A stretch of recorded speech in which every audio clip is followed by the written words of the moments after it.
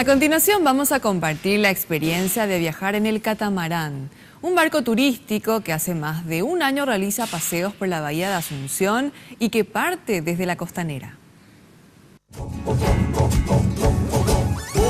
buscando por el mundo una aventura y un consuelo.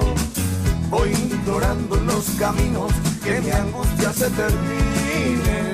Estas son vistas diferentes de Asunción, postales únicas que nuestros ojos disfrutan mientras que al mismo tiempo el cuerpo siente una brisa placentera.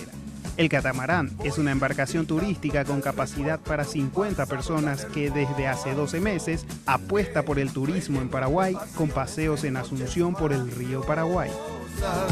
Voy gritándote, pidiéndote un poquito ya de alivio. Unifamiliar es una empresa familiar que apostó al turismo, digamos, nacional aquí en Asunción. Entonces venimos, se trajo el barco, se desarrollaron los circuitos que estamos haciendo. Hoy día tenemos 3 circuitos definidos, o sea, que son fijos, salidas fijas. Y apostamos en eso, ¿verdad? Estamos trabajando entonces de noviembre del año pasado, desde miércoles a domingo, recibiendo muy buena aceptación del público en general, ¿verdad? El servicio que tenemos es solamente la venta de bebidas, excepto la salida a Puente Remanso, que incluye picada en parrillita de Camambú, del restaurante Camambú, que también la gente puede deleitar lo nuestro, ¿verdad?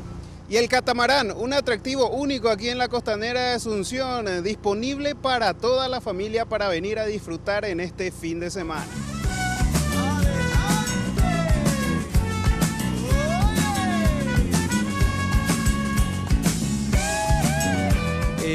La promoción es que nosotros nuestro horario de salida los fines de semana y feriados es a partir de las 2 de la tarde, paseo de 1 hora. Salimos cada hora y media prácticamente. Y en virtud del primer aniversario ahora estamos haciendo una salida extra, un horario que no está establecido, que es a las 13 horas, que es un precio promocional de 10.000 guaraníes, precio general. Entonces quiero aclarar que solamente la salida a la 1 es también el precio de 10.000 y que la salida siguiente ya es el precio normal que pueden encontrar en el fanpage nuestro.